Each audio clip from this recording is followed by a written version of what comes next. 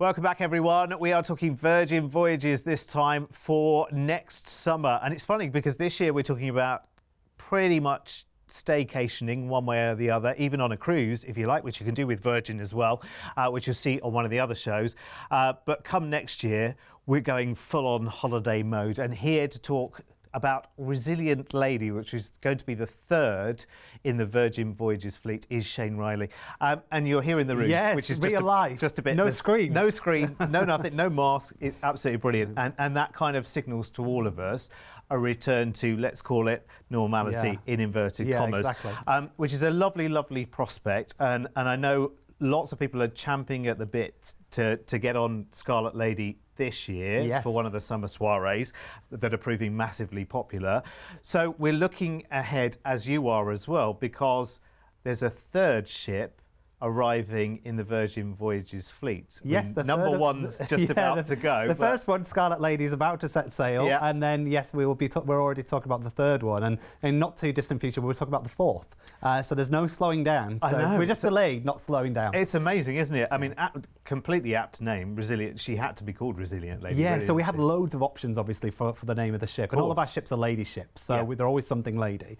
And when we really start to think about what name would really be the most appropriate, Resilient Lady kept coming up, and we really think it reflects the time. You know, it reflects the fact that we've all had to show resilience through one way or another. Absolutely. And it also reflects the fact that we'll all appreciate the world much more than we ever done before. You know, we all took travelling for granted, and now we will really appreciate every single moment. Yeah, I mean, our holiday time is going to be so treasured, isn't it? Which is why, actually, for next summer, we're putting two itineraries together on this one, which is brilliant.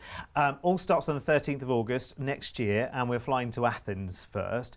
I love the fact that this itinerary as well has an overnight in Mykonos in the middle, and we'll find out the reason from Shane in just a moment, because he always does research on these kind of things around the world to find the best night spots around. But we're going to spend a night in Athens before we go on our cruise.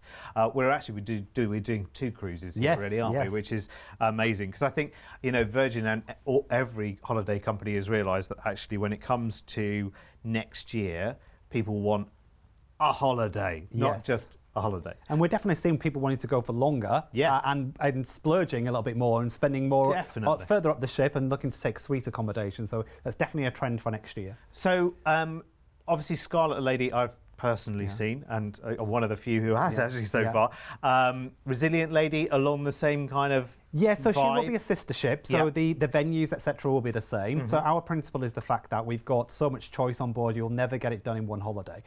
So we know sailors will come back, but we also want our sailors to be able to choose based on destination, because destinations are really important to us, as we'll come on to talk about when we talk about the overnight stays and so on. So we want our sailors to be able to choose based on where the ship's going rather than which ship is their favourite. Yes, absolutely. I love the fact that you say sailors as well, and that's the, you know, we're not passengers or guests with Virgin, we're sailors, which is good because it feels then like it's more like a community. Yeah, and the sailors are part of the experience, right? So the different types of people on board help shape the experience. So every voyage is different because the different group of people are on board. If you're a passenger, it almost makes you feel like you're cargo.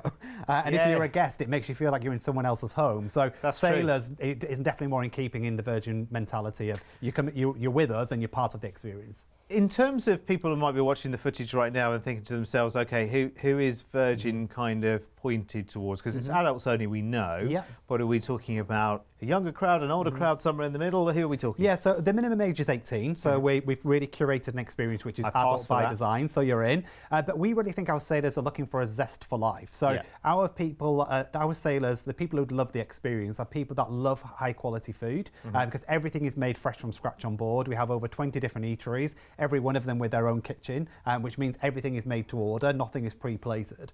And people are looking for a different type of way of cruising. So we've taken what people love about cruising, but transforming it in a way that takes some of the best themes and ideas of the best cities in the world as well. So essentially cooler and edgier, which you'll see reflected in the itinerary as we start this right now. So we're coming out of Piraeus, so the port for Athens, into Santorini first. Gorgeous, bright, vibrant. Beautiful. Yeah. An amazing destination. And you get a late night stay here, because one of the best things about Santorini is the fact that you get the incredible sunsets. So you get to we'll stay later, so you can actually be off the ship and see the sunset and then go after dark. Fabulous. Well, let's carry on. We go to Rhodes next, which again, all beautiful sunshine destinations. You're pretty much an amazing part and time of the year, aren't you, for this? The best time of year, really. And the great thing is, we're travelling in August, but the unique thing about Virgin Voyages is because we're adult by design, we're 18 plus, you can travel in peak season without thinking there's going to be a ship full of kids. So it really does make a difference. Suda Bay in Harnia, we have a day cruising then, and then we have our overnight in the middle in Mykonos. Yes, exactly. What happens there? Well, Mykonos is a brilliant destination. So Mykonos is beautiful by day. Of course, you get to wander the cobble streets and you get to see the amazing sights, maybe bump into the pelican along the way that lives in Mykonos town. But Mykonos really comes to life at night. The sun goes down and you can either have a wild night if you want to and go and have some drinks in some of the clubs there, or you can actually just have a really leisurely evening, just drinking wine all night and just a leisurely, really long dinner. I was lucky enough to be in Mykonos a couple of years ago, and we just had a really long, beautiful dinner with fresh seafood that had been caught that day. And it is an amazing place to be sat on one of the cobble streets and just watch the world go by. Sounds all right to me. We go back into Piraeus because essentially here what we're doing is 2 cruises back to back, which is wonderful. So back into Piraeus, so maybe a little historical day maybe, or possibly a recovery day, who knows. And then let's set off again. So a day at sea and we're in Dubrovnik. You get a late night in Dubrovnik as well. Again, it's an amazing destination. So at Virgin Voyages, we're committed to the destinations as we are the onboard experience. Quite often, on a typical cruise line, you'll be in port from 8 till 5. Again, Dubrovnik, one of the great opportunities is to actually go into some of the scenes that were used on Game of Thrones, but going there at night, right? Go and have a drink at some of these places, go and explore some of these destinations at your leisure because you've got more time to do it. We're seeing Kotor in Montenegro as well. Then we will go into Corfu. So again, just beautiful part of the world. I almost don't mind where this goes, to be honest. Well, Kotor's amazing as well because, again, the sailing into Kotor is a beautiful scenery, right? Yeah. So rather than sailing in really early in the morning where our sailors are going to be in bed and they're going to miss it, we arrive at 10 o'clock. So we allow our sailors to witness the sailing into that beautiful port. So we're trying to think about how we best to get the experience virginized, as it were. We've got Argostoli in Kefalonia, which you have to say very carefully, and then a day cruising back into Piraeus. Now, when we're talking Virgin Voyages, we're talking about, and we're talking 2 cruises here, so we're going to be talking $1,200 worth of value already factored in before you've even talked about a price tag, and we'll talk about what that means in just a moment, or in the seconds that we've got left.